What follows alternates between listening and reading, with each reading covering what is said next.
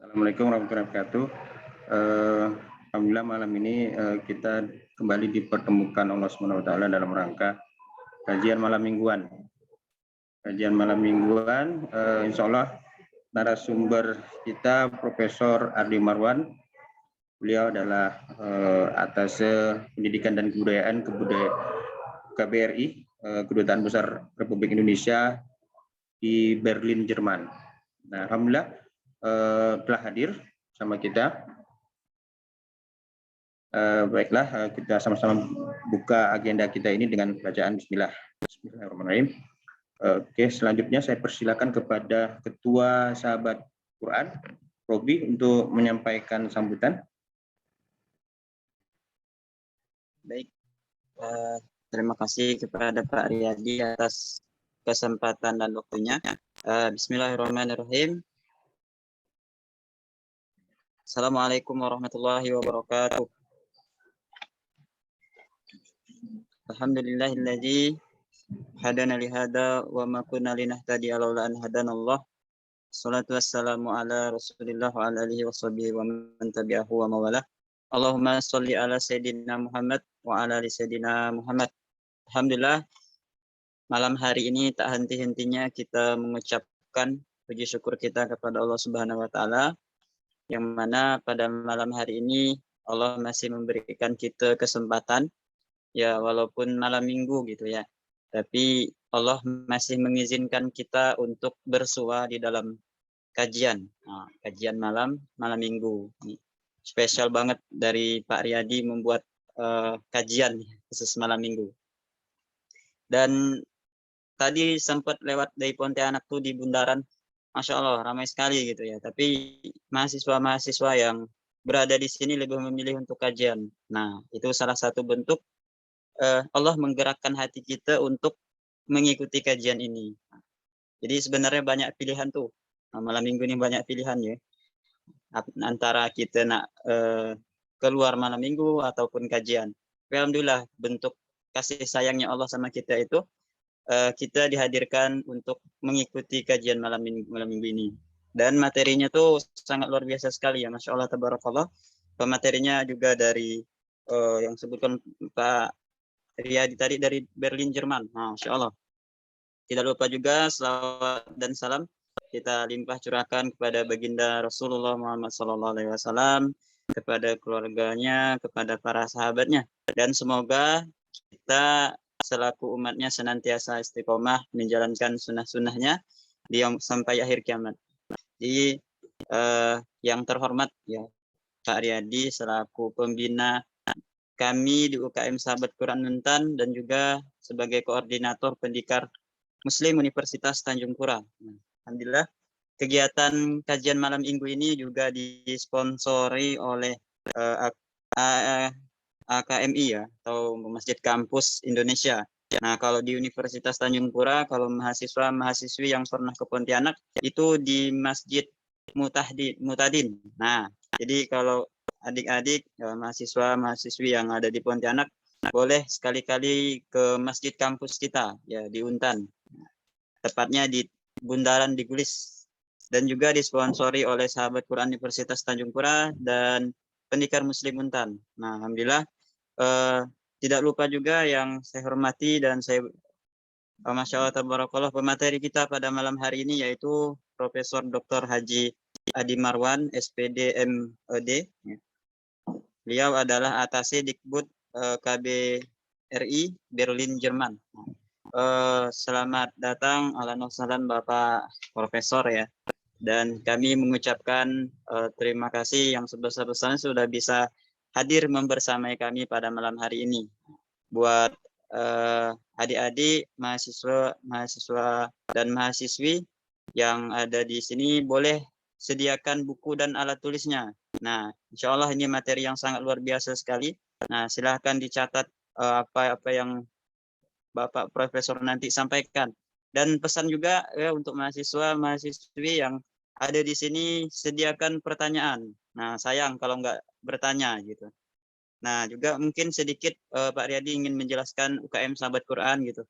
Nah, jadi mahasiswa-mahasiswi dan Bapak Profesor ya, Di sini insya Allah di Sahabat Quran di Untan ada namanya UKM Sahabat Quran. Nah, jadi di UKM Sahabat Quran ini kami Bismillah gitu ya untuk membuka Sahabat Quran biar nanti mahasiswa-mahasiswi yang ingin belajar Al-Quran, ingin memperbaiki tahsinnya, ingin memperbaiki menghafal Quran gitu ya. Jadi kami fasilitasi di UKM Sahabat Quran.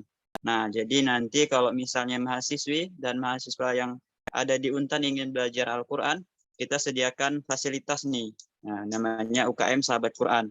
Nanti untuk informasi lebih lanjut untuk kegiatan Sahabat Quran, boleh menghubungi saya ataupun Pak Riyadi untuk mengarahkan. Nanti Pak Riyadi boleh kalau misalnya ingin mengetahui Sahabat Quran, nah, boleh langsung kontak ke saya gitu. Nah, jadi nanti kita arahkan untuk belajar tahsin ataupun kajian dan juga ada menghafal Quran.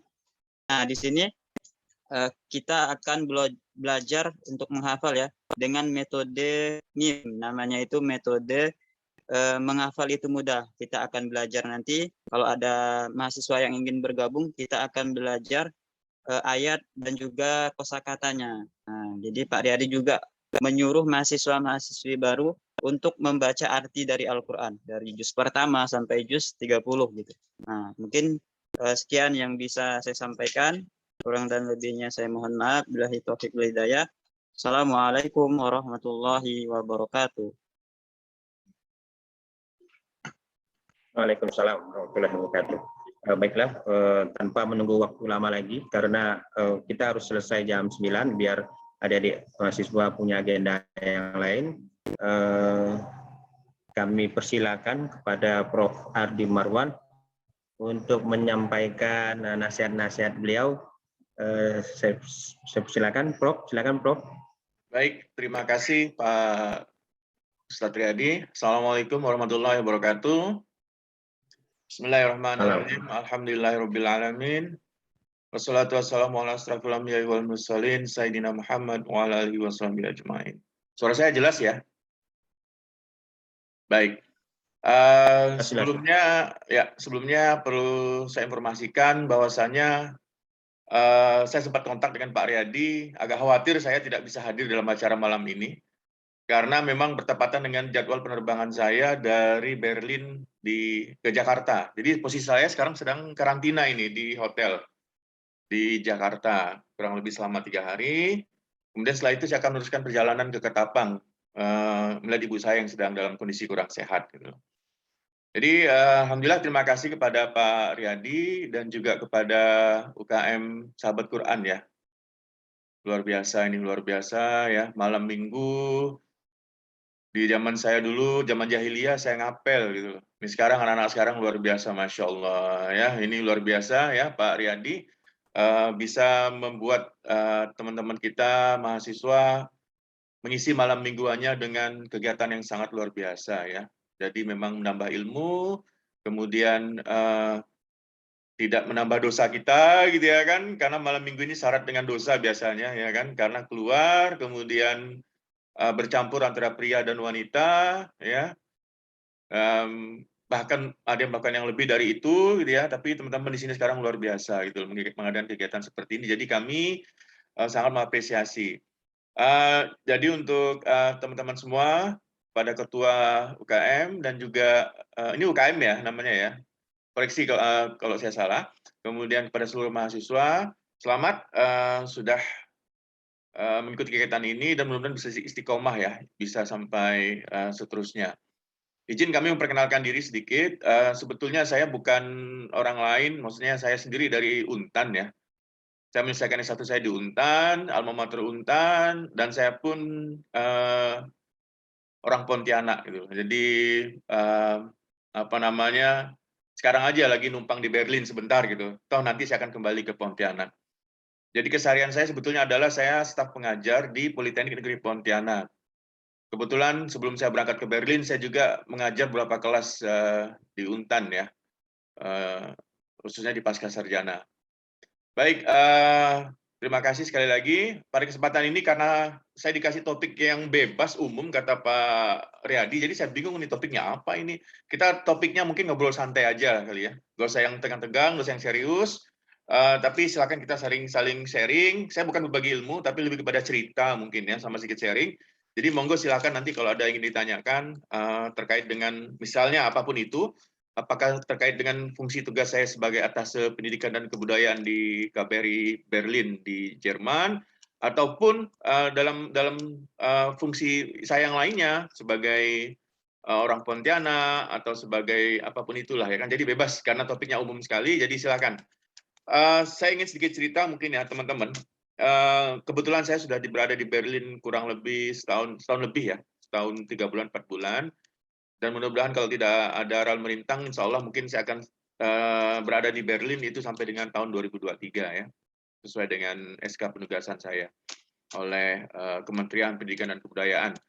Jadi Atase Pendidikan dan Kebudayaan itu adalah sebuah organisasi di bawah Kemdikbudristek, diperbantukan di Kemenlu, Kementerian Luar Negeri, tepatnya di Kedutaan Besar Republik Indonesia.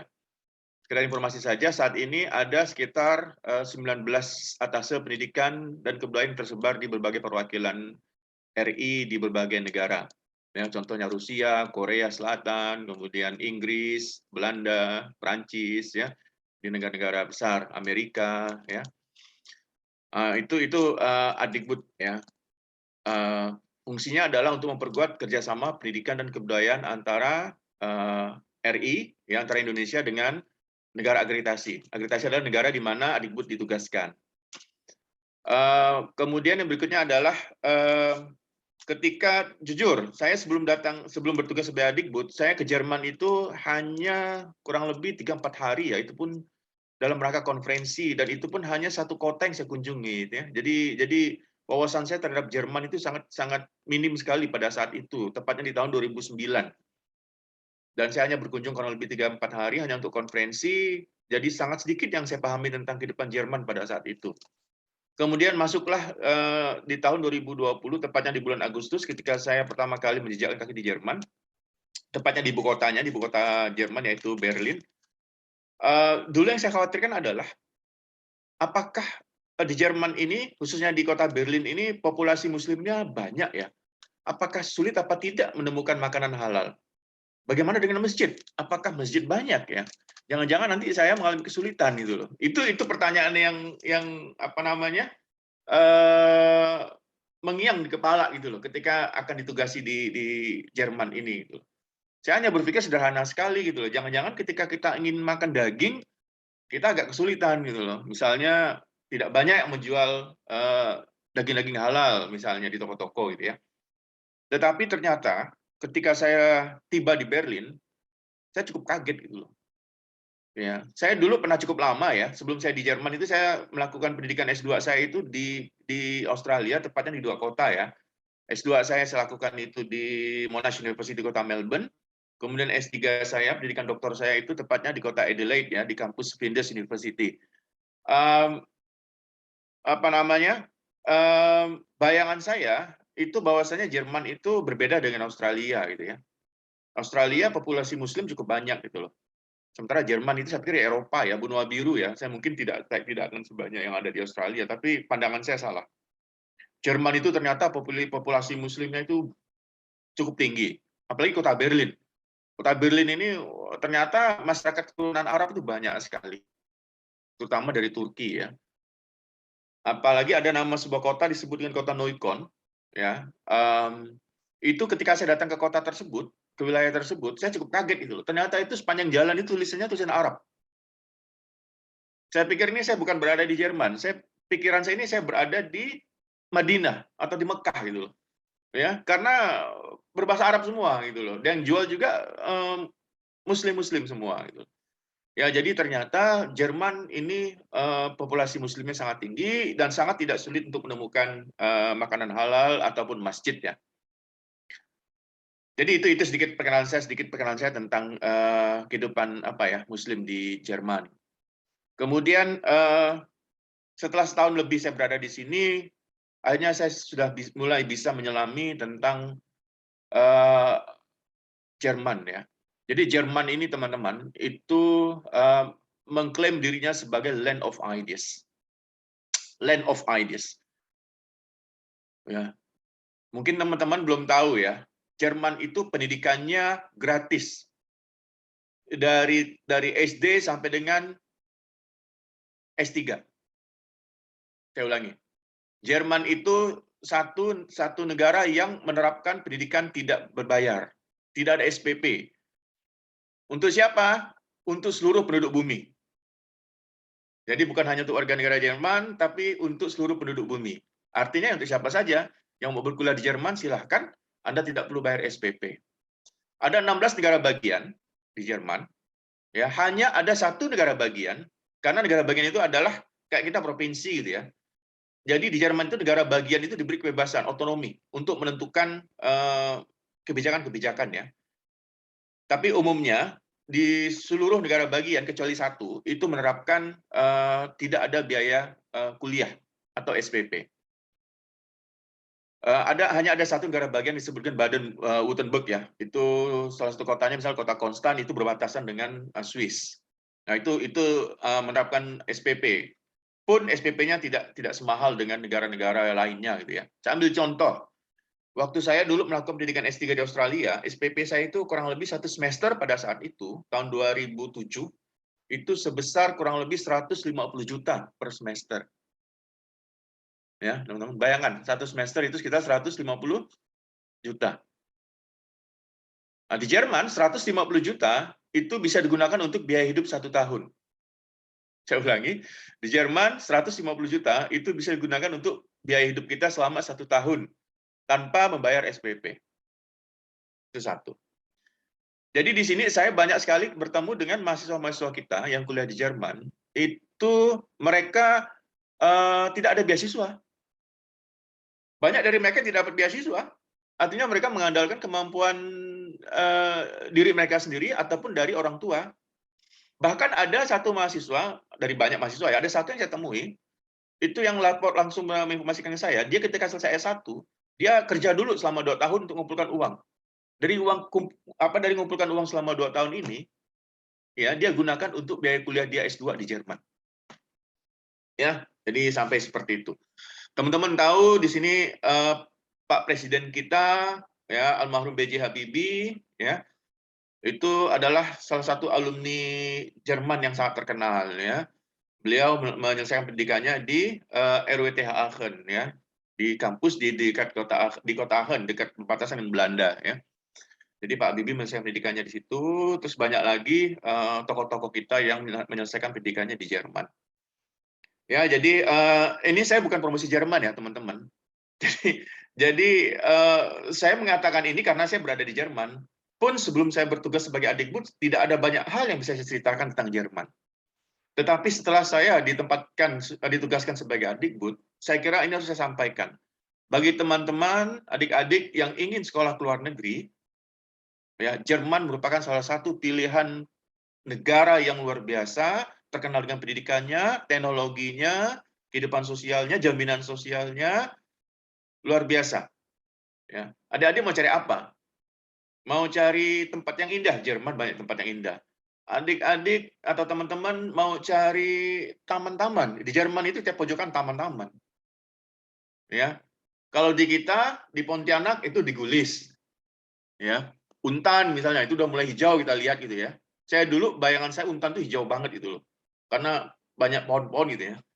Ternyata di Jerman lebih ngeri lagi gitu, lebih hijau lagi gitu loh.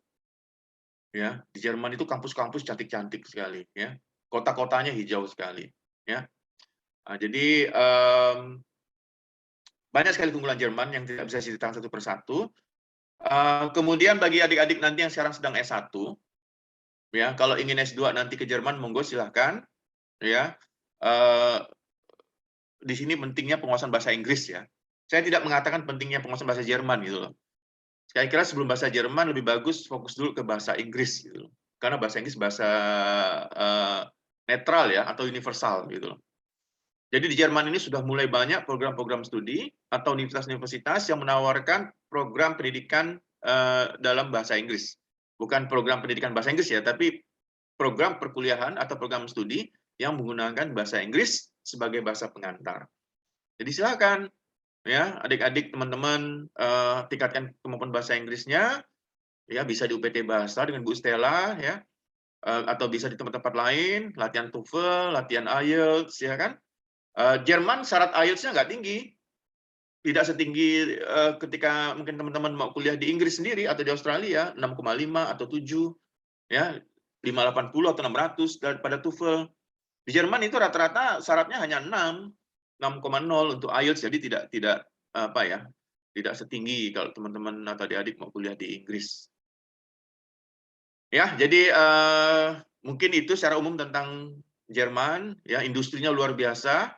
Oh ya, satu lagi, bahkan di Jerman ini sekarang mereka kekurangan manusia, kekurangan tenaga kerja.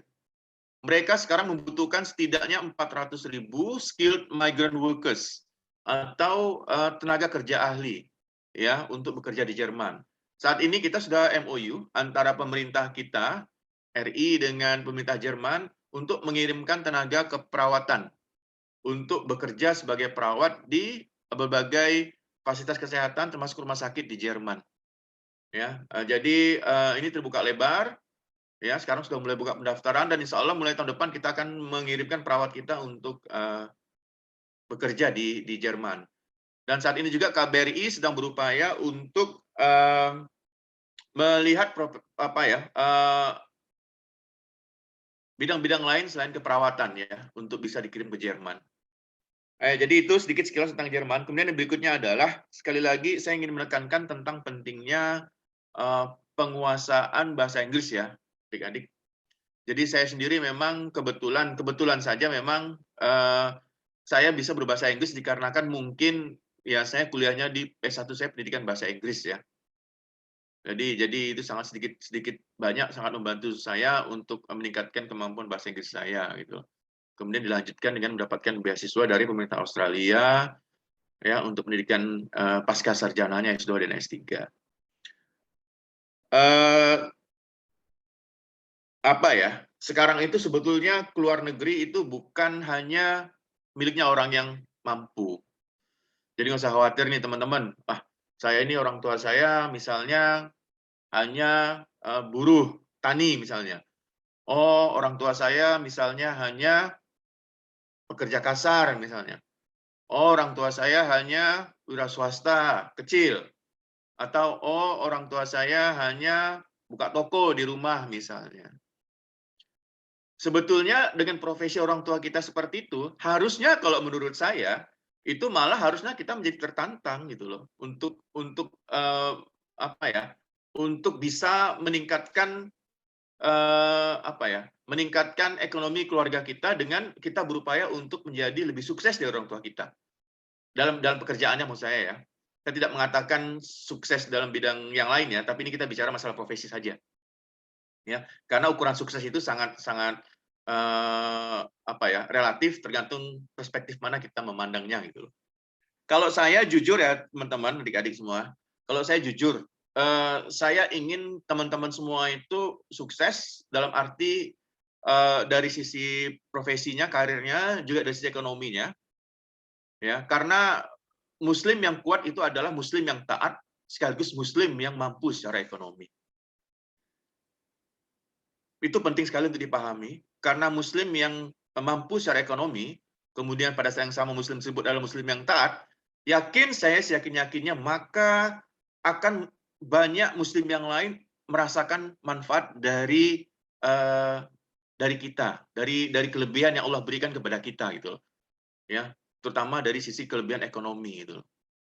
Dibandingkan dengan Muslim yang hanya sekedar KTP saja, agamanya dalam KTP saja, tapi pengamalannya tidak ada atau minim sekali. Kemudian pada saat yang sama Allah kasih uji dia dengan kekayaan. Nah, ini mungkin dia akan merasa bahwasanya kekayaannya adalah hasil jerih payah dia. Kekayaannya adalah sesuatu yang harus dinikmati sendiri gitu loh. Maka jadilah dia orang yang bakhil. Jadilah dia orang yang pelit. Sehingga Muslim yang lain itu tidak merasakan manfaat yang banyak dari kekayaan dia gitu loh. Coba dibandingkan kalau di sini misalnya ada Mbak Naswa misalnya, ada Mbak Wita di sini. Ini kebetulan di layar saya cewek semua nih ya. Siapa lagi nih ya? nanti dibilang saya pro cewek pula ya, saya yang cowok dulu nih. Tapi saya buka layar berikutnya cewek juga ini. Mana cowoknya ini? Ini ada Mas Fajar misalnya, gitu loh. Ada Bang Julfian di sini misalnya. Suatu saat abang-abang nanti ini menjadi orang yang sukses misalnya. Gajinya misalnya ya, gajinya 100 juta sebulan. Kaget ya dengan gaji 100 juta sebulan ya? Jangan kaget teman-teman. Di sini banyak orang Indonesia yang gajinya 100 jutaan lebih di Jerman sebulan. Kalian aja nggak tahu. Saya sudah pada ketemu gitu loh. Jadi gaji mereka itu gede-gede gitu loh. Coba kalau gaji kita misalkan 100 juta satu bulan. Itu mau ngapain coba? Untuk kita makan sendiri. Terlalu banyak itu. Udah kebanyakan ini ya. Untuk kita 10 juta, 20 juta itu sudah oke lah. Kita masih punya 80 juta ini. 80 juta nih, Masya Allah. Ya kan? Nggak usah 80 jutanya kita sedekahkan. 20 juta saja dari 100 juta ya dari pendapatan kita itu kita manfaatkan untuk kemaslahatan saudara-saudara kita yang lain gitu loh. Kita kuliahkan keponakan kita nggak mampu misalnya. Kita kuliahkan para duafa, kita sekolahkan mereka gitu loh. Kita biayai pendidikannya, kita bantu ekonominya gitu loh. Itu kan keren tuh. Bayangkan kalau 20 juta, kita bisa gunakan 1 juta untuk menguliahkan yatim piatu misalnya. Ada 20 orang yang akan merasakan manfaat dari hasil jerih payah kita. Jangan sampai nanti adik-adik semua, teman-teman semua menjadi muslim yang taat. Tetapi di sisi lain mungkin Allah uji dari sisi kekuatan ekonominya. Gajinya mungkin hanya 2 juta gitu loh. Lah kalau 2 juta kita mau ngapain? Ya sedekah juga gitu loh. Cuma kan ukurannya jadi kecil gitu loh. 2 juta saja untuk ekonomi kita mungkin terbatas ya kan. Apalagi kalau kita ingin membantu muslim yang lain gitu loh. Jadi mau saya sampaikan ini, tolong dijadikan motivasi gitu loh. Jadikan motivasi untuk diri kita. Sekaranglah saatnya kita untuk menguasai ilmu dunia, bahasa Inggris, matematika, ya kan, teknik sipil, apapun itu disiplin ilmu kita, ya, untuk menggapai kekuatan ekonomi. Pada saat yang sama kita perdalam juga ilmu agama kita. Ya salah satunya dengan mengikuti kegiatan malam mingguan ini, gitu yang sangat bermanfaat, gitu loh. Ya, jadi tolong niatkan, targetkan, adik-adik semua, kita semua bisa jadi muslim yang hebat. Muslim yang hebat itu bukan muslim yang patah petenteng ya. Muslim yang hebat itu, saya lebih suka lihat muslim yang hebat, dia bertarung, berjuang dalam diamnya. Dia tidak mengekspos siapa dia. Dia tidak mengiklankan, dia memberi bantuan kemana, berapa banyak jumlahnya. Tapi dia bergerak dalam diamnya dia. Gitu loh. Dia tidak perlu mengiklankan dirinya sebagai orang yang hebat. Dia tidak perlu mengiklankan dirinya, dia telah memberi bantuan sejumlah sekian uang kepada sekian orang. Tidak. Muslim yang hebat itu bergerak dalam diam. Kalau saya ya, ini perspektif saya gitu loh. Dia kaya, dia mampu, tetapi dia bergerilya gitu loh. Ya, dia sembunyikan ibadahnya. Untuk ibadah yang bisa disembunyikan ya. Kalau ibadah yang nggak bisa disembunyikan ya nggak apa-apa kita tampakkan. Yang penting nggak ada niat kita untuk menampakkannya. Tapi memang itu kan nggak bisa disembunyikan. Sholat 5 waktu di masjid untuk yang cowok misalnya. Ya kan? Itu ya nggak bisa disembunyikan. Ya, jangan pula kita jadi malu ke masjid, takut nampak, dianggap riak gitu lah. Itu malah aneh gitu loh. Ya. Tetapi kalau ibadah-ibadah yang bisa disembunyikan seperti sedekah, sembunyikan. Ya, sembunyikan saja gitu loh. Biarlah orang lain tidak tahu kita dermawan. Biarkanlah tetangga-tetangga kita tidak tahu kalau kita baik hati atau dermawan. Biarlah Allah yang tahu kita berjuang dalam diam. Umar suatu ketika, sahabat Umar radhiyallahu anhu, suatu ketika itu memperhatikan gerak-gerik sahabatnya, ya, Abu Bakar. Ya. Seringkali Umar memperhatikan Abu Bakar itu, sahabat Abu Bakar, setiap habis sholat zuhur, itu setelah langsung pergi, meninggalkan masjid. Sementara sahabat yang lain itu berkumpul beberapa saat untuk bermusyawarah, ya kan. Tetapi Umar langsung Abu Bakar radhiyallahu anhu pergi.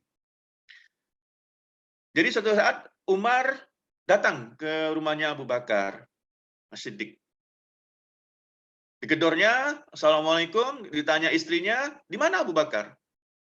Lalu istrinya mengatakan, Abu Bakar tidak pernah pulang sehabis sholat zuhur. Beliau biasanya pulang setelah sholat asar. Jadi Umar kan bingung, ini Abu Bakar kemana ini? Habis sholat kabur gitu loh, tetapi ternyata nggak pulang. Ya, jadi Umar nggak kehilangan akal gitu loh. Mungkin teman-teman udah tahu cerita ini ya. Jadi apa namanya? Lalu Umar suatu ketika mengikuti Abu Bakar yang meninggalkan apa namanya jamaah setelah sholat zuhur itu, dia mengikuti. Ternyata Abu Bakar itu datang ke sebuah rumah, di situ ada tinggal seorang janda tua, tinggal sendirian, yang sudah tua, gitu. Dan buta, tidak bisa melihat.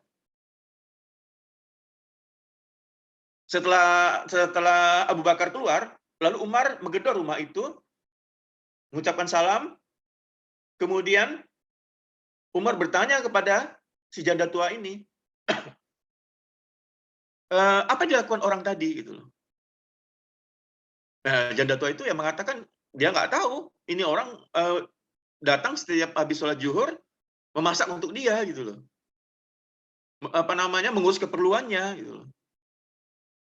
Dan ternyata tidak tahu Umar, ternyata yang si janda tua ini nggak tahu ternyata yang datang itu adalah Abu Bakar yang khalifah pada saat itu. Nah, di situ Umar berkata pada dirinya, disinilah yang dia tidak mampu bersaing dengan Abu Bakar gitu. Ya, luar biasa. Ya, tidak ada seorang pun yang tahu apa yang dia lakukan gitu loh. Itu seorang khalifah loh ya. Ya, seorang petinggi, seorang pejabat di pemerintahan pada saat itu gitu. Nah, jadi itu ya teman-teman. Jadi maksud saya ini perlu kita camkan bersama, perlu kita pikirkan bersama bahwasannya penting saya selalu menggaungkan kepada siapapun, termasuk saya sampaikan juga kepada anak-anak saya gitu loh. Saya bilang kepada anak-anak saya untuk beragama silahkan kalian perdalam ilmu, tapi saya juga ingin kalian semua menguasai ilmu dunia. Saya bilang. Karena ilmu dunia ini ya ilmunya Allah, punyanya Allah gitu loh. Bahasa Inggris punya Allah gitu kan. Biologi ilmunya Allah gitu, semua ilmu Allah gitu loh. Jadi ya kuasai dunia, belajar yang betul, belajar yang serius gitu loh. Ada satu penelitian dilakukan oleh orang Amerika, saya lupa namanya, atau bahkan saya nggak pernah tahu namanya, tapi saya pernah baca. Khusus untuk orang Indonesia, itu banyak lulusan-lulusan perguruan tinggi yang hebat, yang pinter-pinter. IPK-nya itu di atas 3 rata-rata. Apalagi kalau sudah kuliahnya di jurusan di Fakultas Ekonomi, ya di Fakultas Keguruan, di Fakultas Sosial lainnya. Teknik juga sekarang sudah mulai tren, ya. Itu jarang sekali kita bisa ketemu dengan mahasiswa yang IP-nya di bawah 3 gitu loh. IP-nya sudah di atas 3 semua gitu loh. Dan ketika juga ikut berbagai kompetisi ternyata memang pinter-pinter para mahasiswa kita. Tahu apa yang terjadi? Ternyata banyak sekali mahasiswa kita ini pintarnya itu kemampuan mereka bertanding itu hanya untuk dalam negeri saja. Tetapi jarang atau sedikit yang bisa berkompetisi atau bisa bersaing pada level global. Alasannya sangat simpel, sangat sederhana. Hanya karena kemampuan bahasa Inggrisnya yang sangat minim. Padahal teman-teman, kalau teman-teman itu misalnya bidang studinya adalah apapun itu, kemudian bahasa Inggrisnya 600 pada TOEFL atau 7 pada IELTS misalnya, Masya Allah. Itu teman-teman tinggal pilih mau kuliah di negara mana atau mau bekerja di mana. Jerman itu kekurangan manusia. Australia begitu. Ya, kekurangan tenaga kerja profesional dan mereka sangat terbuka untuk migran-migran yang masuk untuk bekerja di negara mereka. Di Jerman bahkan saat ini sudah keluar undang-undang yang mengizinkan para lulusan luar negeri untuk mencari kerja di Jerman selama 6 bulan. Mencari kerja di Jerman selama 6 bulan. Tapi syaratnya harus punya kemampuan bahasa Jerman B2 karena di Jerman ya. B2. B2 itu ya TOEFL 550-an lah. Bahasa Jerman, ya. Jadi mereka silakan, siapa aja dari negara mana saja monggo silakan datang ke Jerman untuk membantu ekonomi Jerman dengan bekerja di Jerman. Jerman ini pusat industri loh ya, teman-teman. Di sini pabriknya Mercedes. Di sini pabriknya Audi. Di sini pabriknya Volkswagen. Di sini pabriknya Bayern. Teman-teman itu pakai Baygon, pakai obat-obatan, itu yang buat di sini. Itu lokasinya tidak jauh dengan tempat tinggal saya. Itu ada perusahaan Bayern besar sekali. Di Jerman ini, teman-teman, itu mobil-mobil yang mewah di tempat kita, di sini berseliweran di jalan. BMW, Mercedes-Benz. Taksi di sini umumnya Mercedes-Benz. Mercy. Ya. Malah mobil-mobil Jepang malah jarang di sini. Ya, Mercedes-Benz, Audi, Volkswagen, ya.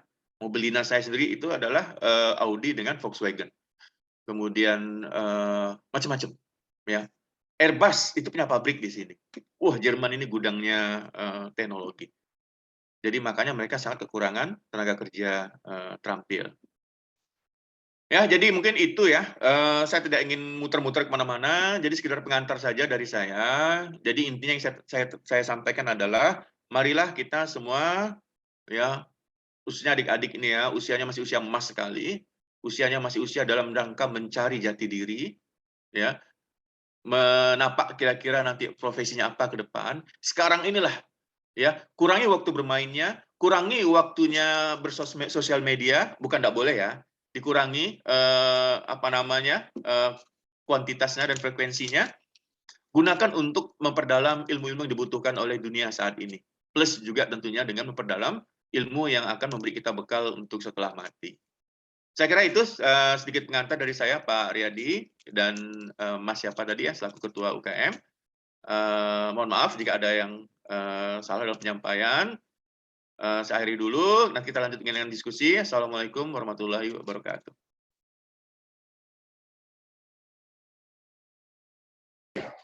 Ya, waalaikumsalam warahmatullahi wabarakatuh. Silakan kepada adik-adik mahasiswa untuk bertanya, mumpung kita ada narasumber dari atas Kedutaan Besar RI di Berlin, Jerman. Silakan raise hand, nanti saya saya berikan untuk bertanya langsung. Belum ada yang mau bertanya langsung nih?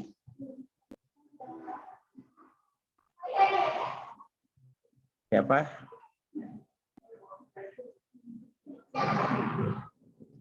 Oke, ini pakai bahasa Pontianak belum juga ada boleh. nih ya. Saya pun orang Pontianak.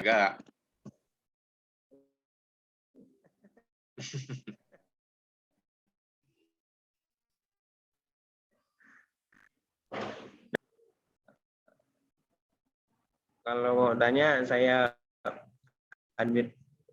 Pak Riyadi, suaranya putus-putus, Pak? Atau suara saya yang... Kayaknya suara Pak Riyadi yang putus-putus ya, internetnya ya? Memang putus-putus. Sepertinya saya yang putus. Saya lihat ini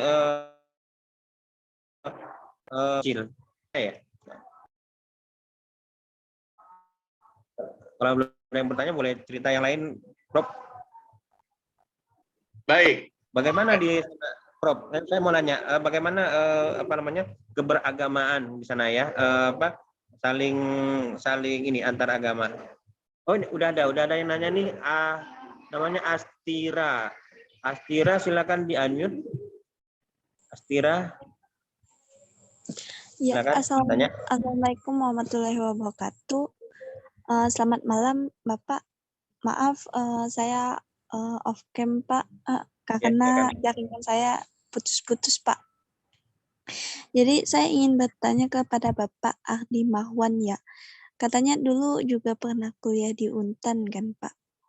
Jadi mendengar cerita Bapak yang sudah terbang ke negara di luar gitu, negara yang hebat gitu kan.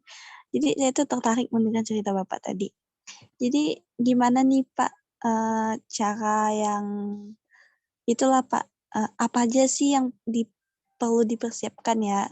Karena kami ini kan maba, jadi kami tuh kalau melihat cerita-cerita kayak gitu tuh pengen gitu untuk bisa pergi ke luar negeri juga gitu kan. Juga melihat nih kami ini merupakan itu kan anak daerah yang mana kami itu mempunyai perekonomian yang sangat rendah dan kami itu mungkin berpikirkan dari kampung mempunyai pengetahuan yang kurang, tapi pengen pergi ke sana, tapi nggak memungkinkan gitu. Jadi gimana nih Pak cara menumbuhkan motivasi kepada diri sendiri untuk mampu bermimpi besar ya sampai ke luar negeri seperti itu. Terus untuk persiapan kami sebagai mahasiswa baru untuk mencapai ke titik tertinggi seperti itu gimana ya Pak? Sekian, terima kasih Pak. Ya, Prof, silakan Baik, langsung di. terima kasih. Mbak Astira nih ya. Putih Astira. Ini di mana posisinya nih? Apa namanya? Asli dari mana nih Mbak Astira? Saya dari Kabupaten Sambas, Pak. Oh, Sambas. Saat ini kuliah di program studi Sosiologi, Fakultas Ilmu Sosial dan Politik, mahasiswa baru lulusan SNMPTN. Oke, awak be biak Sambas lo be. Oke. Baiklah Mbak Astira ya. Jadi pertanyaannya bagus sekali dan mungkin jawabannya agak sedikit panjang ya. Ini kalau apa yang Mbak Astira sampaikan sebetulnya saya berkaca dari diri saya sendiri gitu loh. Saya dulu waktu SMA, kurang lebih kelas 2 atau kelas 3, itu saya bilang ke bapak saya. Bapak saya itu PNS ya. PNS tapi golongan 1B atau 1C ya. Yang gajinya sangat kecil sekali, yang waktu itu menggunakan jasa SD, ayah saya, PNS di kantor kelurahan, kami bersaudara itu ada 6 orang, saya paling tua, jadi saya bilang ke ayah saya waktu itu, saya manggilnya Bapak, Pak, saya nanti mau kuliah. Kuliah katanya. Langsung Bapak saya kaget, kuliah katanya. Karena di kami, dari keluarga kami itu, boleh dikatakan pada saat itu tidak ada yang kuliah ya, keluarga besar ya. Keluarga kami itu terkenal dengan tukang sate sama tukang es keliling. Kayak gerobak gitu ya. Karena dari Jawa Barat umumnya, ya kan dari Banten. Jadi jual sate keliling itu banyak orang Sunda itu, orang Jawa Barat gitu, kalau di Pontianak ya. Kemudian juga es parut yang keliling gitu. Itu umumnya keluarga besar saya seperti itu gitu pada saat itu. Jadi kalau kuliah itu merupakan dianggap sesuatu yang wah lah gitu ya. Tapi pada saat itu saya ingin mengubah tradisi. Masa sih saya harus juga kembali jadi tukang sate nih? Walaupun nggak ada yang salah sih, tukang sate juga bisa kaya raya loh, ya kan? Tapi maksud saya, masa sih saya mentok hanya di SMA doang gitu loh, itu maksudnya. Jadi pada saat itu saya bilang ke bapak saya, Pak saya mau kuliah, bapak saya ngomongnya jauh-jauh hari sebelum saya tamat, harapannya supaya bapak saya bisa nabung. Ya, harapannya bisa nabung gitu loh. Kemudian ya ternyata iya diaminin oleh saya waktu itu. Tapi saya punya cadangan saya adalah mencoba sekolah kedinasan, kuliah kedinasan yang nggak berbayar ya, malah kita dapat tunjangan gitu ya. Jadi dulu saya sempat mengelamar STPDN, harapannya ya bisa kuliah gratis gitu loh. Dan pengen jadi Pak Camat gitu loh, atau Kepala Dinas kan. Kalau STPDN kan dulu angkatan saya itu begitu tamat langsung jadi Pak Lurah, Sekcam, Camat gitu loh. Ya. Kemudian Kepala Dinas dan seterusnya gitu ya, bahkan ada sampai jadi bupati. Ya alhamdulillah ternyata nasib saya bukan di situ gitu loh. Saya dari sekian ratus yang tes tinggal berlima gitu loh, namanya Pantohir. Saya termasuk orang berlima ini gitu loh. Tapi alhamdulillah ternyata yang diambil cuma 3 atau 2 saya lupa, dan saya tidak termasuk yang di dalam itu gitu loh. Saya coba bertanya ke panitia, saya lulusnya gagalnya di mana sih? Semua tes sudah saya ikuti. Tes suruh telanjang saya ikuti. Tes fisik maksudnya ya, diperiksa semuanya gitu loh, dari luar sampai dalam itu diperiksa gitu loh. Tes fisik, tes akademik, psikotes semua saya ikuti dan lolos gitu loh. Tetapi kemudian ada tes namanya tes Pantohir, dan itu nggak ada tesnya ternyata. Lalu menentukan lulusannya seperti apa saya bilang. Ya mereka menjawab ya nggak lulus aja katanya. Ya udah. Lalu apakah saya menangis? Enggak. Apakah saya kecewa? Iya. Tapi saya dalam hati kecil saya yakin Allah pasti akan menyimpan sesuatu yang lebih baik dari ini untuk saya ke depan. Jadi saya alhamdulillah pada saat usia itu saya tidak berprasangka buruk dengan Allah. Saya malah menanamkan husnudzon, berprasangka baik. Yakin saya ada yang lebih baik dari ini. Ternyata alhamdulillah saya lulus di Untan, prodi bahasa Inggris, ya ikut PMDK waktu itu, yang apa namanya SMPTN, yang tidak tanpa seleksi. Alhamdulillah tidak lolos, kalah saya dari sisi ranking. Tapi saya ikut SBMPTN-nya, waktu itu UMPTN kalau nggak salah saya, dan alhamdulillah lolos. Dan orang tua saya, ayah saya, memberikan saya uang sejumlah Rp300.000 pada saat itu. Ini uang untuk kamu kuliah sampai selesai katanya.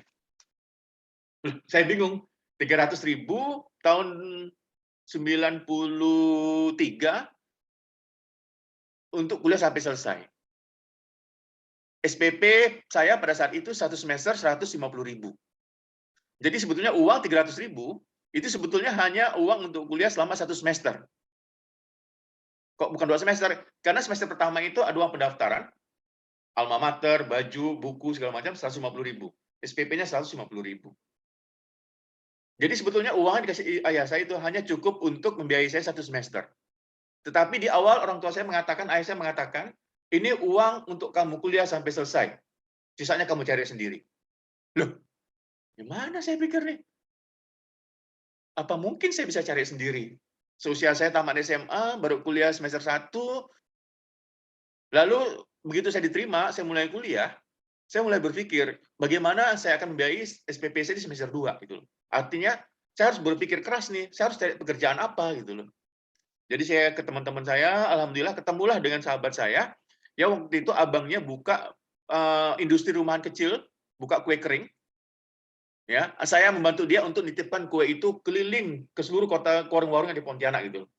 Jadi dia buat kue kering, dititipkan toko-toko. Saya yang jadi juru antarnya. Jadi saya bekerja pada saat itu sehari kurang lebih sekitar 3 jaman lah. Ya, atau 4 jaman keliling sampai ke Tanjung Hulu, sampai ke Jungkat, sampai ke Siantan. Bahkan saya suatu ketika pas ngantar kue itu pernah ditunggu sama ular tedung. Tahu ular tedung ya? Ular kobra. Jadi saya jalan pakai motor, saya kira ada ban melintang gitu loh. Saya langgar saja. Ternyata begitu saya langgar bersuara, "Shh," kata dia. Berbalik begini dia. Ternyata yang saya langgar itu ular tedung. Kaget saya kan, untung tidak kena kaki. Saya lurus jalan sungai, jalan buntu. Mutar baliklah saya nih. Ini di Tanjung Raya nih.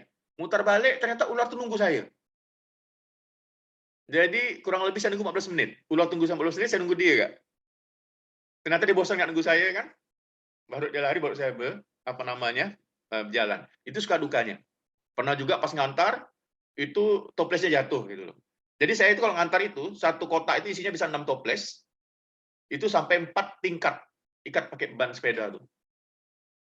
Jadi kadang-kadang habis kuliah, saya pakai Ninja, gitu ya, pakai jaket, karena panas kan, pakai motor Astrea Prima saya, ya, keliling antar kue, ya kan. Itu dalam rangka untuk menutupi biaya kuliah. Jadi sehari saya dapat 5.000 waktu itu, di luar bensin. Jadi uang 5.000 ini yang saya dapat sehari, sebulan dapat 150.000.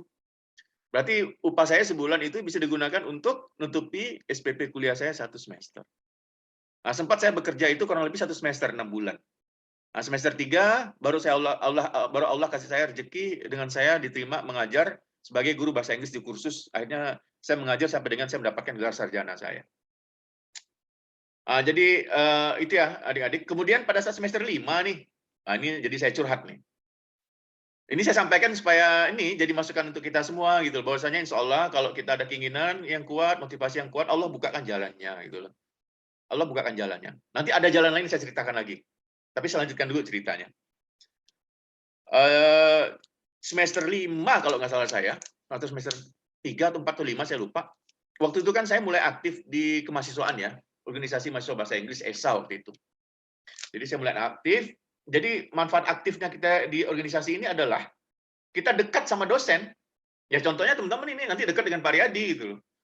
Atau dekat dengan atasannya Pak Riyadi, apakah itu ketua jurusan, kaprodi, pembantu dekan atau dekan. Jadi saya bahkan waktu itu dekat dengan ketua bidang kemahasiswaan di FKIP. Itu orangnya sudah, saya nggak tahu masih ada apa enggak ya, sudah pindah kalau nggak salah saya jadi pegawai di Pemda. Jadi waktu itu saya lewat di ruangan dia, ruangan pembantu dekan 3 bidang kemahasiswaan, ada beliau waktu itu, ada bapak itu.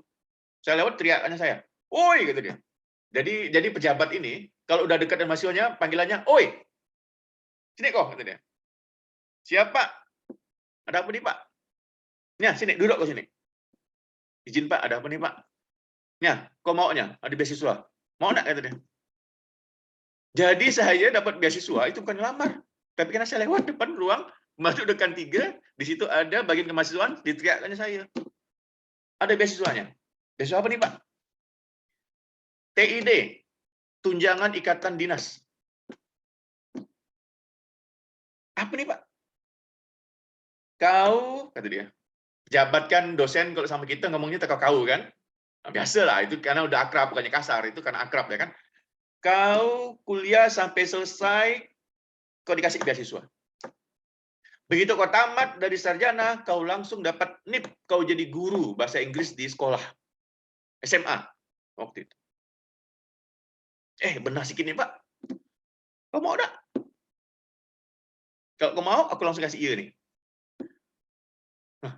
Gimana cerita tuh?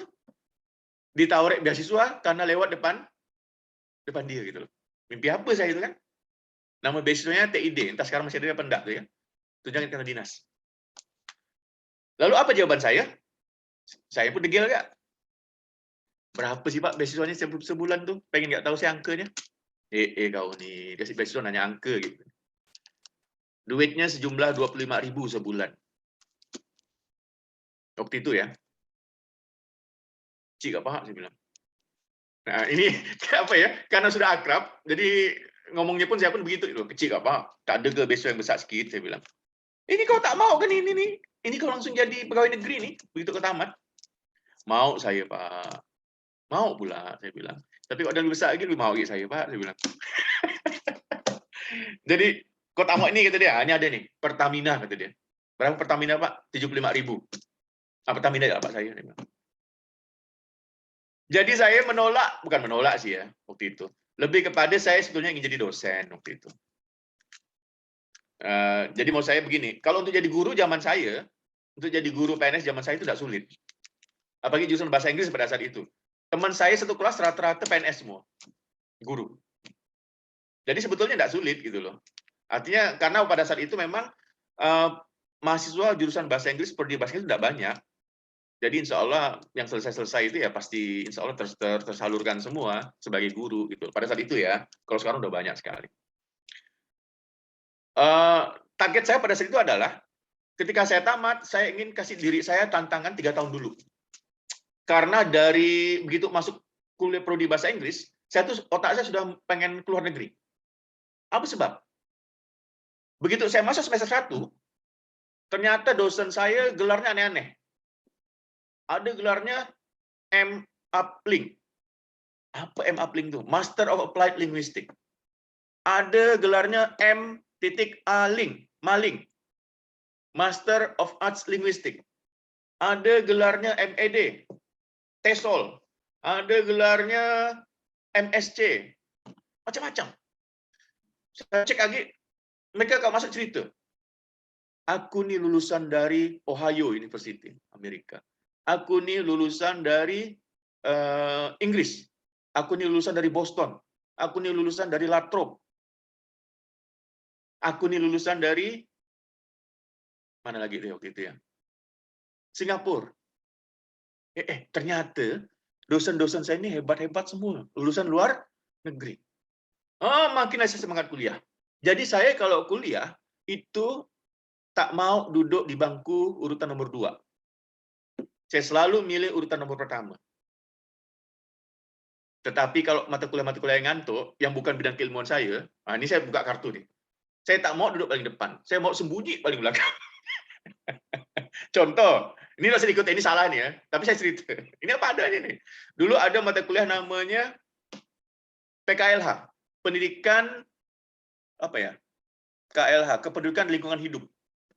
Saya jurusan prodi bahasa Inggris.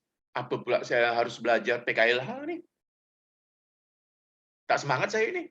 Lingkungan hidup. Ya kan? Artinya mata kuliah itu bagus gitu loh. Cuma menurut saya kontribusinya untuk keilmuan saya itu mungkin tidak terlalu signifikan gitu loh. Itu saya duduk paling belakang. Mencatur sama kawan. Tapi ini usah diikut, ini salah nih. Ini salah. Kita mencatur di belakang tidak ketahuan karena jumlah satu kelas 70 orang. Jadi satu kelas saya itu, satu kelas isi 70 orang. Jadi duduknya tuh berdempet-dempet.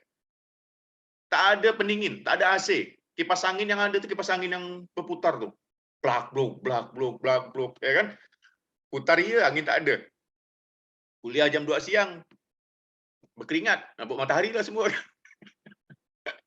Itu zaman saya kuliah dulu di FKIP gitu loh. Jadi seperti itu ya.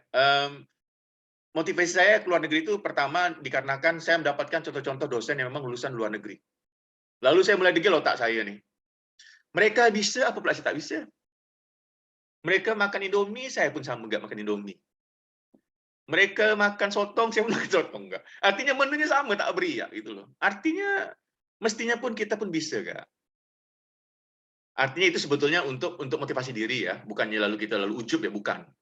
Lalu bukan itu berbangga diri, enggak gitu loh. Itu lebih kepada saya menyampaikan pada diri saya, Ardi, itu mereka bisa seperti itu, mestinya kamu juga bisa gitu.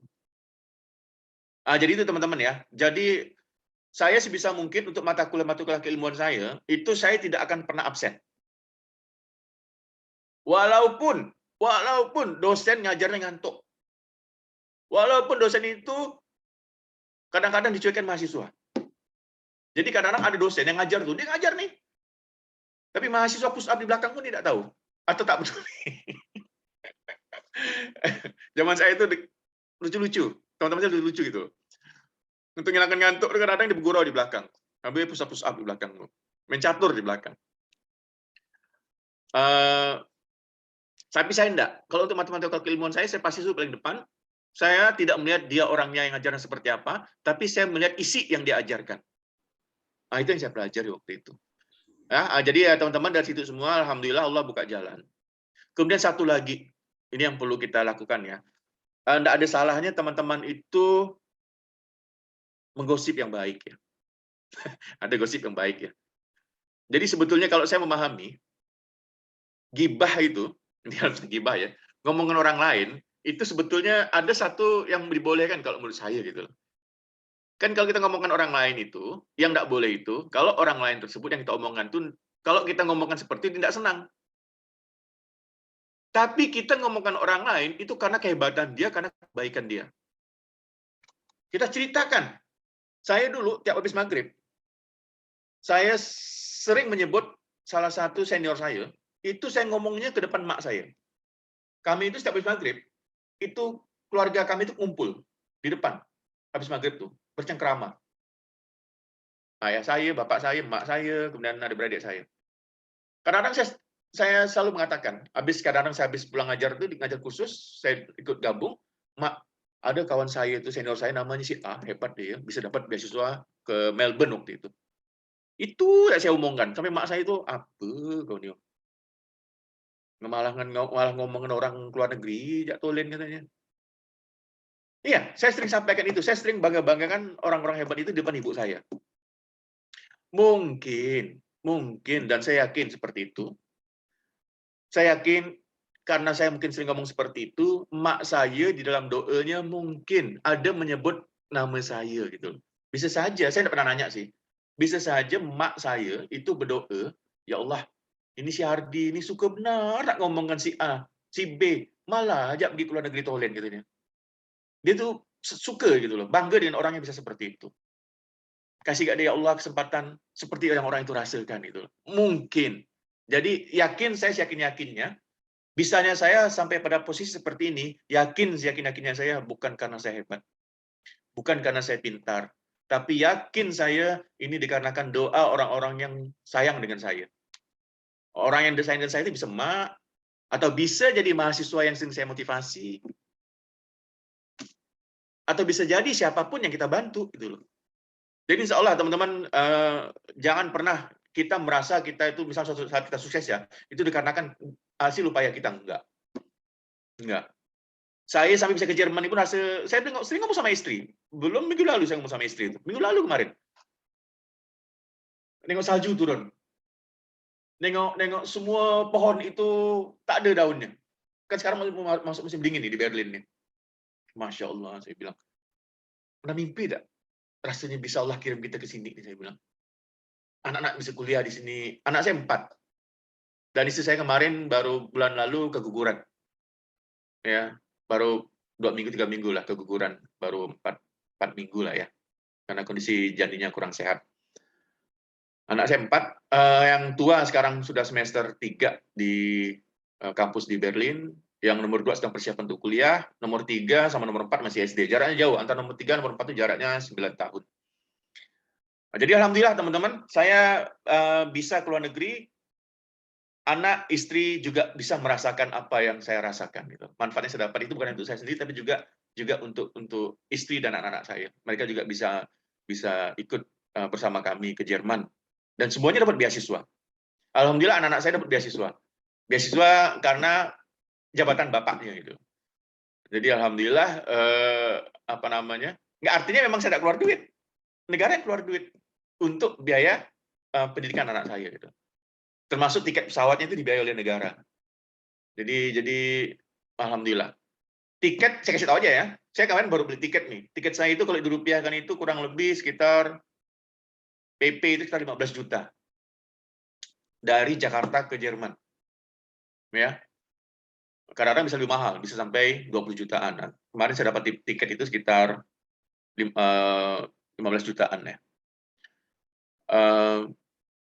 Itu mahal gitu loh, sangat mahal kalau bagi kita yang nggak punya uang gitu loh ya kan. Kalau orang yang punya uang sampai miliaran sih ya mungkin nggak seberapa gitu. Itu saya nggak tahu nih harus nyusun ceritanya seperti apa, ya kan? Saya juga bingung nih harus nyusunnya dari mana, urutannya seperti apa. Tapi kira-kira itulah untuk apa ya sebagai motivasi untuk adik-adik semua. Demikian Pak Riyadi. Ya, baik. Ada 2 orang yang sudah mengajukan pertanyaan. Ada di kolom chat, tapi saya beri kesempatan untuk tanya langsung. Tiur dan Desi ya. Bisa di-unmute Tiur dan Desi. Baik, Silakan Pak. Apakah suara saya terdengar dengan jelas? Kedengaran. Sebelumnya mohon maaf, Pak. Saya izin off cam karena kendala jaringan. Ya, silakan. Perkenalkan, Pak. Nama saya Tiur Valentina Silaban dari Prodi Keperawatan Angkatan 2021. Saya izin bertanya, Pak. Tadi seingat saya, Bapak bilang ada beasiswa S2 ya untuk di Jerman. Maaf, Pak, jika saya salah dengar. Nah, pertanyaan saya, Pak, apakah ada beasiswa S2 untuk jurusan keperawatan? Nah, jika ada, bagaimana ya Pak cara mendapatkan beasiswa itu? Maksudnya, apakah Bapak tahu apa saja syarat-syaratnya? Dan menurut Bapak, mana sih yang lebih menguntungkan? Apakah bekerja di Jerman dengan lulusan S1 plus profesi nurse pada bidang keperawatan, atau melanjutkan S2 dengan beasiswa di Jerman? Sekian, terima kasih Pak.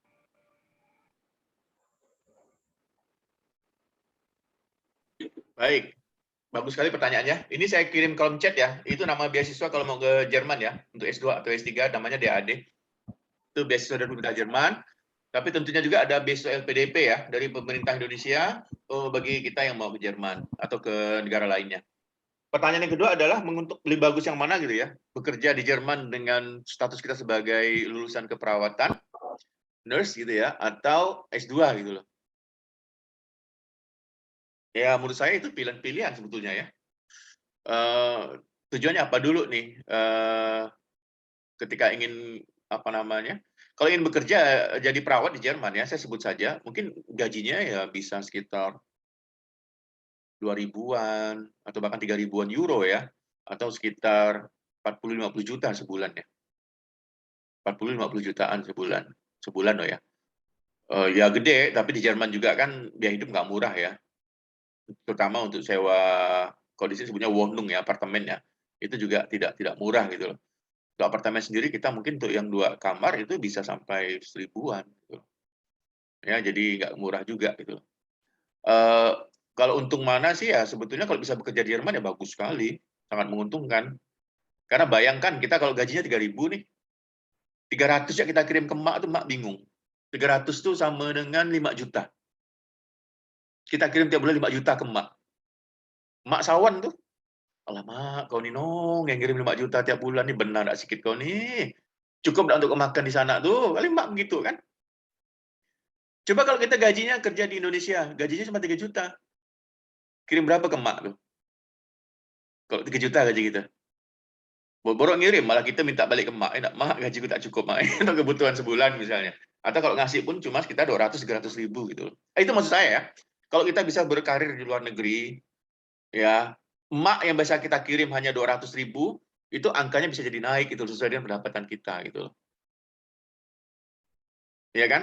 Luar biasa tuh. Mak dapat gaji, dapat kiriman kita bisa 5 juta gitu loh. Misalnya ya tiap bulan gitu. Jadi itu ya, Mbak siapa tadi? Kalau S2 ya di Jerman juga terbuka. Oh ya, kalau nanti sampai S2, ngapain S2? Selesaikan S3. Karena S3 juga gratis di Jerman. Kalau sudah S3 ya bisa kerja jadi dosen, peneliti di Jerman. Gajinya ya sekitar 4 ribuan, 5 ribuan. Sekitar berapa tuh? 60-75 juta. Wah, mantap itu. Atau bagian sampai 100 juta, ya keren itu. Itu tadi saya bilang tuh 100 juta kita kirim mak berapa tuh? Saya mau nanya ini nih, kebetulan di wajahnya ada di depan saya nih, Mbak Desiana nih. Mbak Desiana, kalau 100 juta, emak kirim berapa tiap bulan?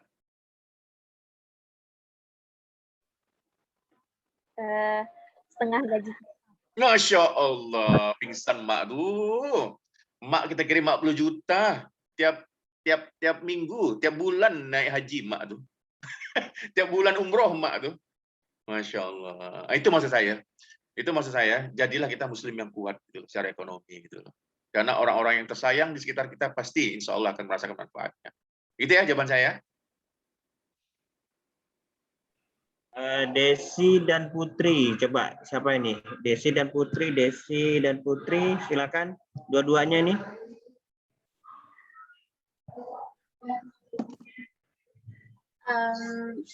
Mau siapa dulu, Pak?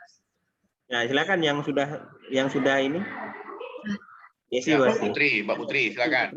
Silakan. Baik, perkenalkan nama saya Putri Novaisa. Izin bertanya, Pak.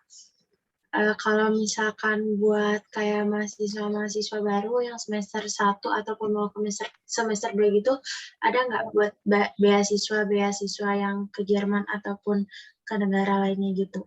Terima kasih, Pak. Oh ya, ada, tapi harus nunggu semester 3 dan 5 atau 3 dan 5 dulu. Jadi ada nama beasiswa ISMA namanya.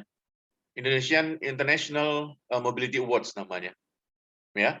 Tapi itu nggak semester 1 ya, tunggu semester 3 atau 4 atau 5 gitu. Kemarin ada 4 orang yang ke Jerman kontak saya gitu ya.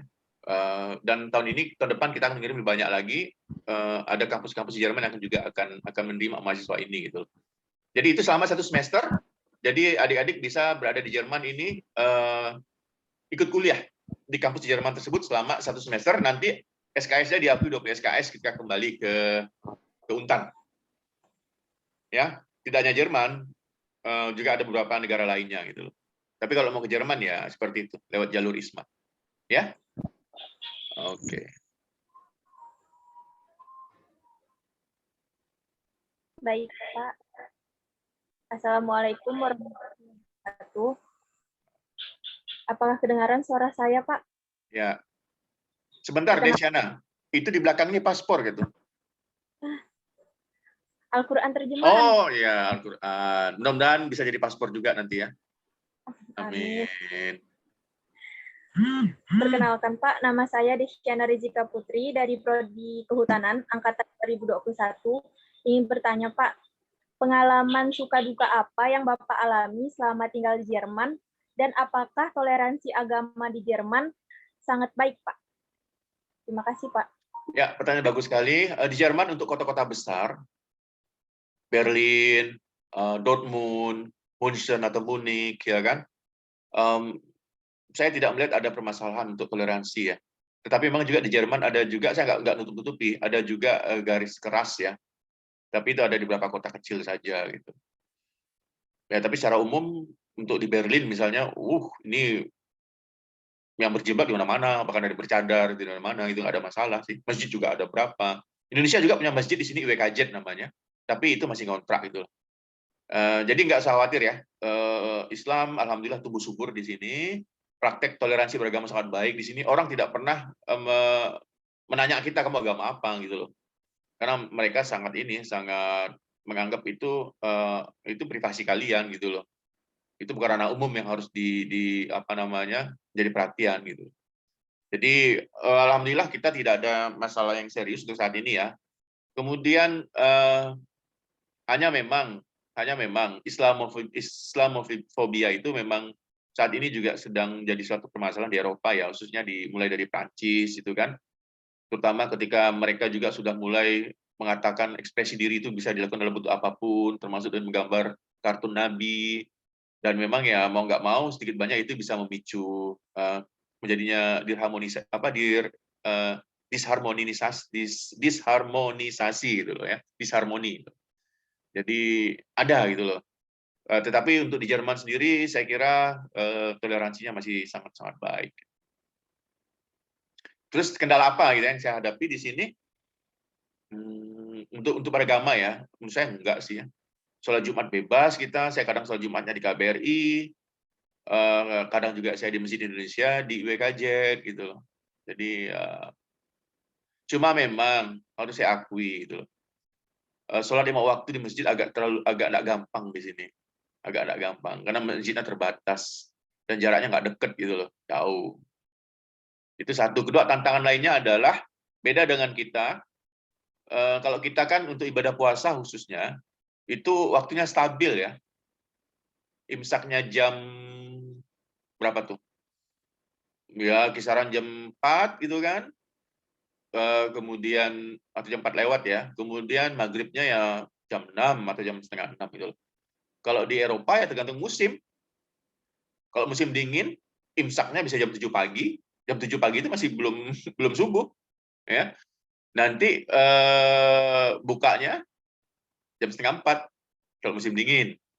Tetapi kalau kena musim panas, imsaknya jam setengah 4, ya. Kemudian buka puasanya jam setengah 11. Ya, nah, jadi itu tantangan terberatnya itu gitu loh. Jadi di sini teman-teman saya lihat sekarang sudah mulai masuk musim dingin kan. Banyak teman-teman itu musim dingin itu menggunakan kesempatan untuk bagi yang perempuan itu bayar puasa. Bagi teman laki-laki itu untuk melakukan puasa sunnah gitu loh. karena waktunya yang pendek gitu loh. Coba kalau puasa sunnah Senin Kamis di musim panas, benda keroncongan perut kita tuh. Imsaknya jam setengah 4, buka puasa jam setengah 11 malam. Pelap, ya enggak? Nah, itu kira-kira ya. Ayo, siapa lagi ada yang mau bertanya enggak nih? Belum ada yang bertanya nih, masih ada waktu kita. Nah, ada 10 menit lagi sebelum selesai jam 9 di sini. Mungkin ada Prof yang lupakan, silakan. Ya, mohon maaf nih ya, kalau bahasa saya, karena saya terus terang kangen nih, udah setahun lebih saya berbahasa Pontianak nih. Nah, kebetulan sekarang ada mahasiswa dari Pontianak, dari Kalimantan Barat, senang saya ya kan, karena selama ini kalau saya pertemuan bahasanya bahasa Indonesia gitu loh, atau bahasa Inggris, atau bahasa itu ya.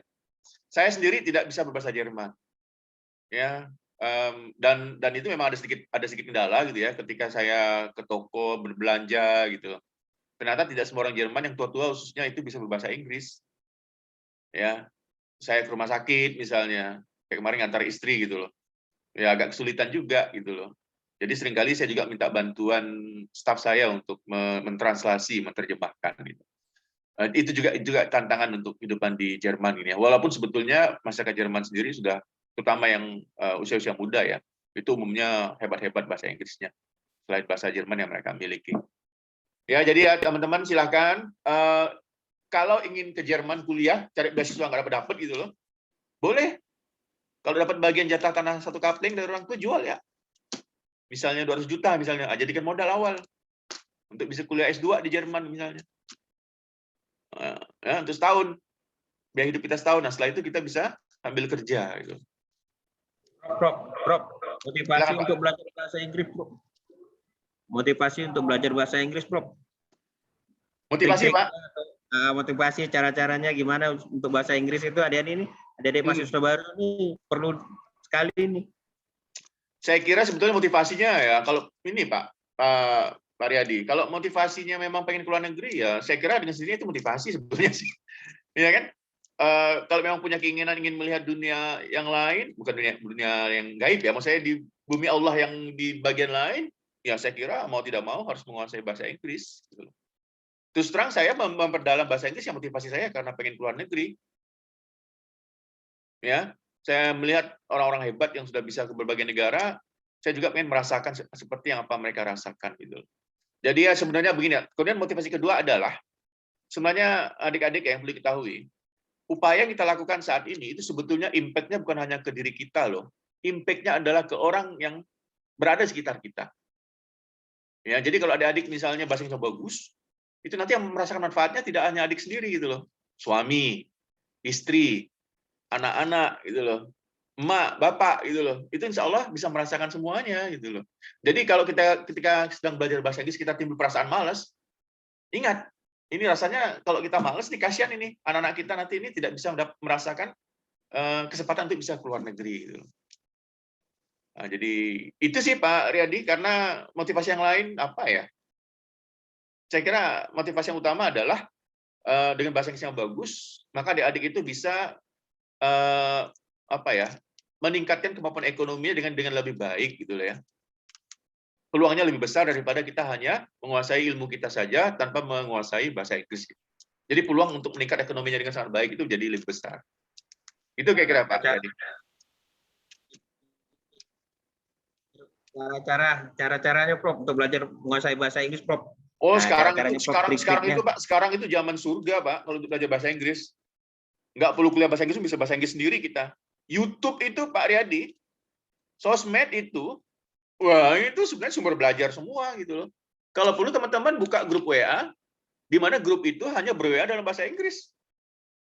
Bisa saja nanti sahabat Quran nanti buka grup WA grup, tetapi siapapun yang ingin membuat komentar di situ harus dalam bahasa Inggris. Misalnya itu satu cara gitu loh. Begitu juga dengan kita ber-Facebook, ber-Twitter. Cari komunitas yang mau ber-Twitter atau ber-Facebook Ria dalam bahasa Inggris, apapun idenya. Nah, itu sebenarnya melatih kita untuk menggunakan bahasa Inggris setiap hari. Intinya kita harus bisa menggunakan bahasa Inggris setiap hari. Itu Pak Riyadi.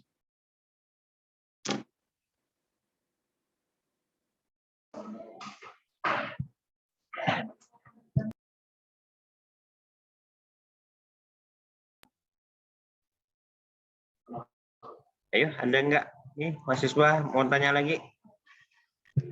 Resen, silakan resen. Kalau bertanya kita masih ada waktu sedikit lagi. Kesempatan ini mau bertanya dengan Prof. Nah, sepertinya pasif. Saya perhatikan mahasiswa ini mendengar, ya. Nah, ini salah satunya yang ingin tahunya masih rendah ini. Kesempatan sebenarnya narasumber kita ingin tahu mau nanya apa, langsung. Nah, gitu. Santai aja. Ada yang tanya nggak nih?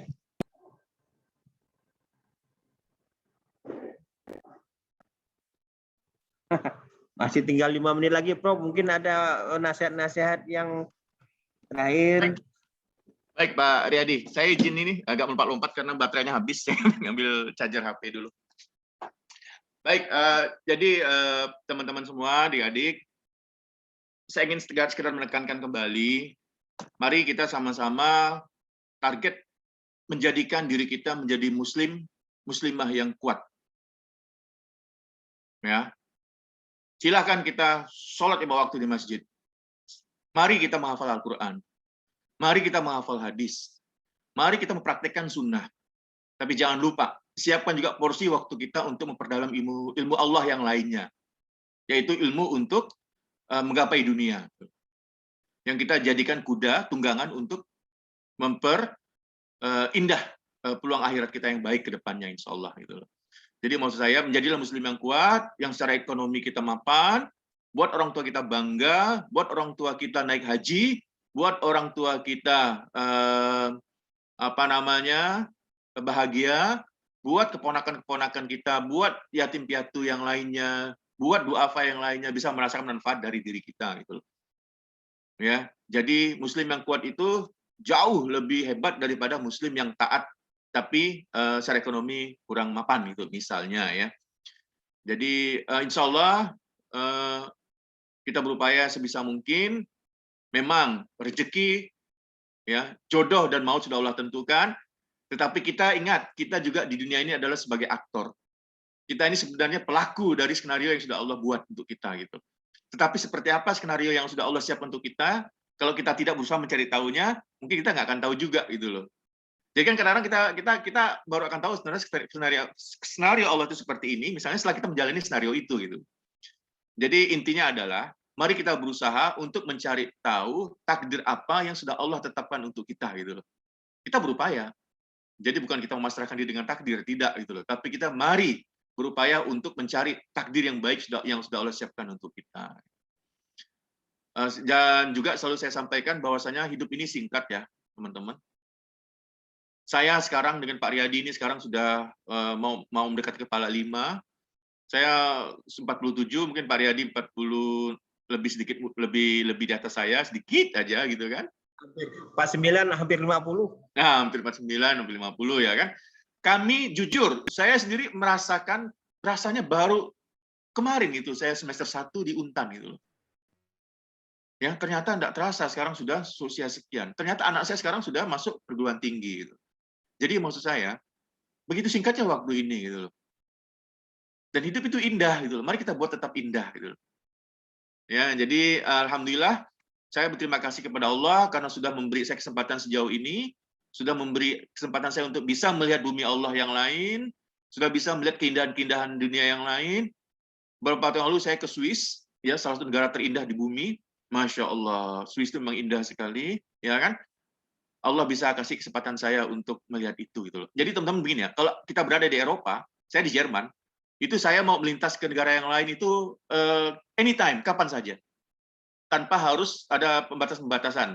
Misalnya harus buat visa, harus ini dan itu. Tidak, kita seperti kita melintas ke ini, antar daerah di Kalimantan Barat misalnya. Kalau kita mau ke Singkawang, kan kita nggak perlu izin khusus. Kita nggak perlu bikin paspor, nggak perlu bikin visa, gitu kan? Nah, jadi di Jerman ini, atau di negara Eropa yang lainnya itu bisa saling mengunjungi gitu loh. Kapan saja, yang penting kita punya uangnya, gitu, punya biayanya. Jadi alhamdulillah saya belum semuanya, sudah ke beberapa negara yang lain seperti Swiss, Polandia, kemudian Ceko, Slovakia, ya kan? Kemudian Austria, ada beberapa negara yang sudah saya kunjungi, Belanda. Alhamdulillah ya, semua itu bisa kita lihat karena memang Uni Eropa ya, jadi bebas kita melintas gitu. Subhanallah, itu luar biasa. Sering saya mengatakan dengan istri saya, rasanya kita sedang bermimpi, Allah kirim kita ke sini untuk melihat bumi Allah yang luar biasa ini gitu. Jadi insya Allah ya teman-teman, kita muslim yang kuat, kita banyak bersedekah, kita banyak beribadah dalam diam, insya Allah juga nanti Allah kembalikan ke kita gitu loh, manfaat-manfaatnya gitu loh. Jadi gak usah khawatir ya, apa-apa yang kita keluarkan Allah akan kembalikan untuk kita juga gitu. Jadi itu dari saya Pak Riyadi, untuk teman-teman adik-adik, mari berupaya semaksimal mungkin. Oh iya, satu motivasi yang paling besar gitu loh. Motivasi yang paling besar adalah ingin buat kita orang tua kita bahagia gitu. Nah, jadi kalau kita memandang wajah orang tua kita, maka kita akan belajar yang serius. Dan jangan lupa sering-sering minta doa emak. Ya. Doa seperti apa, Pak? Ya, doa apa saja. Bilang aja.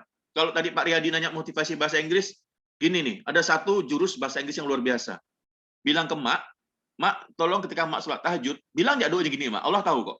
Bilang nggak doanya, ya Allah, berikanlah kemampuan bahasa Inggris anakku jadi lebih baik, TOEFL-nya 600 ya Allah. Apa TOEFL itu, Nak? Bilang ya, Mak, Allah tahu, Pak, gitu. Mak nggak perlu dijelaskan TOEFL itu apa, tapi jangan salah sebut, Mak, ya. Jangan pula sebutnya togel, tapi TOEFL gitu. Atau IELTS. Sebut saja, ya Allah, berikanlah skor TOEFL anakku 600. Jalannya seperti apa? Kita nggak tahu. Kita nggak tahu. Tahu-tahu tiba-tiba kita di sebelah kos rumah kita, tiba-tiba ada mahasiswa bahasa Inggris yang kos di sebelah rumah kita, jadi sahabat kita. Di mana hari-hari kita berbahasa Inggris dengan dia, misalnya. Ya toh? Atau siapa tahu kita dapat jodoh, partner kita misalnya adalah mu'alaf yang dari negara lain berbahasa Inggris, misalnya gitu. Ya, jadi doa emak ya, doa emak itu sangat luar biasa, sering minta doa emak dan tentunya doa bapak juga.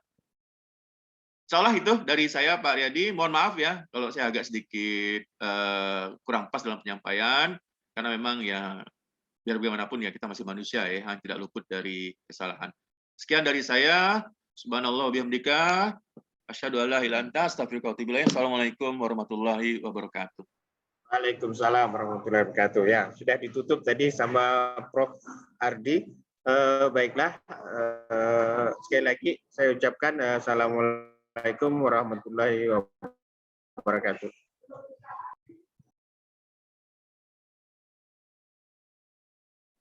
Terima kasih, Ustadz. Saya izin live ya.